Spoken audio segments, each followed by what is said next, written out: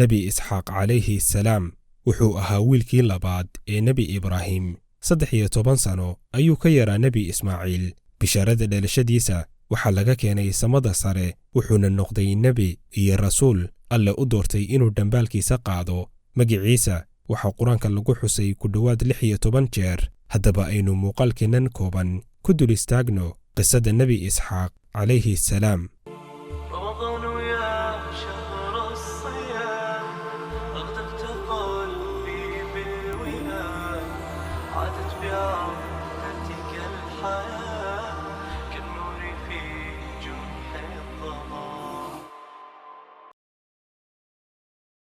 dhalashadiisu waxay ahayd bishaaro xagga alle ka timid nebi isxaaq waxa uu dhashay aabihii ibraahim calayhi salaam oo 100 sano jira waxa uu dhashay xaaskiisii zaara oo iyadana markaasi da'deedu u ahayd 90 sano reer luud markii ay la yimaadeen faaxishada alle subxaanahu wa tacaala wuxuu u soo diray malaa'ig u sida cadaab iyo ciqaabtii ay mutaysteen maadaama nebi luud iyo nebi ibraahim calayhi salaam ay isku deegaan dhawaayeenna malaa'igtii u socotay qoomkii luud ayaa intaysan aadin meeshii ay degganaayeen qoomkaasi ka hor ku hakaday deegaankii nebi ibraahim calayhi salaam waxayna la wadaageen bishaaro uga timid ilaahay oo ahayd inuu wiil u dhalan doono nebi ibraahim xilligaasi aad ayuu waayeel u ahaa oo sidaynu soo sheegnay waxayba da'diisu ka weynayd 100 sano sidoo kale xaaskiisii zaara oo iyaduna aan waxba ka yarayn wax ilmo ah umaysan dhalin wuxuuna nebi ibraahim carruur ka haystay nebi ismaaciil oo magaalada maka la joogay hooyadiis haajara sida ku soo aroortay aayadda 69aad ee suuradda huud markii ay malaa'igtu u timid nebi ibraahim calayhi salaam wuxuu mooday dad marti ah wuxuuna u diyaariyey neef lo' ah oo la dubay markuu arkay in aysan cunayn ayuu la yaabay oo ay cabsi gashay kadibna waxay ku dhaheen habaqin waxaan nahay malaa'ig loo soo diray qoomka nebi luud xaaskiisii oo meesha ka dhowayd ayay ugu bishaareeyeen inay dhali doonto wiil lagu magacaabo isxaaq kaasi oo isaguna dhali doona wiil kale oo la yidhaahdo yacquub zaara oo 90 jir ahayd ayaa la yaabtay markaasi ayay ku tiri ma aniga oo sidan waayeel shayb ah u ah ayaan wax dhalayaa markaasi ayay malaa'igtii ugu jawaabeen ma waxaad la yaabaysaa amarka alle waxay tiri maya kadibna malaa'igtii waxay u jihaysteen dhankaasi iyo deegaankii ay degganaayeen qoomkii nebi luud calayhi salaam wakhti yar kadib xaaskii nebi ibraahim ee zaara uur ayay qaaday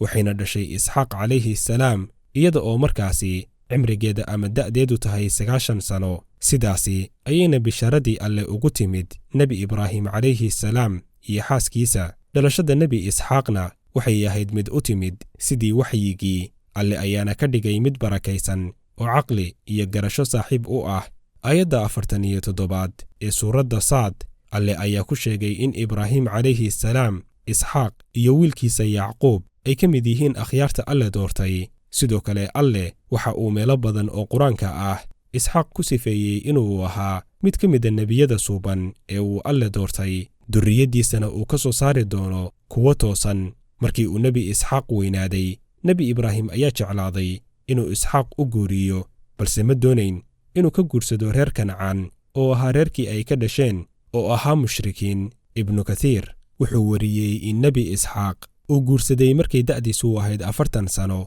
aabihii nebi ibraahim calayhi salaam waa uu noolaa markaasi wuxuu guursaday gabar lagu magacaabi jiray rifqa bintu yaatu'iil waxay ahayd xaaskiisu madhalays markaasi ayuu u baryey ilaahay waxay qaaday uur oo dhashay 2 wiil oo mataana ah magaca wiilka hore waxaa loo bixiyey ciswa oo sidoo kale loo yaqaanay cays iyo mataankiisii oo isagana loo bixiyey yacquub calayhi salaam sheekada nebi isxaaq si kooban ayay quraanka ugu soo aroortay noloshiisa si faahfaahsan alla quraanka ugama sheekayn wuxuu ahaa qof ka dhashay qoys barakaysan awlaad barakaysanna dhalay culimmada taariikhda ayaa meelaha qaar ku sheega in wiilkiisii ciswa ama cays uu guursaday gabadhii nebi ismaaciil sidoo kale in ay ka farcameen dadka roomaanka ah ee markii dambe dhisay boqortooyadii faca weyneyd ee ruum halka nebi yacquub durriyaddiisii ay ka mid noqdeen reer bani israa'iil oo ay ka soo baxeen nebiyo iyo rusul badan nebi isxaaq calayhi salaam sida nebi ismaaciil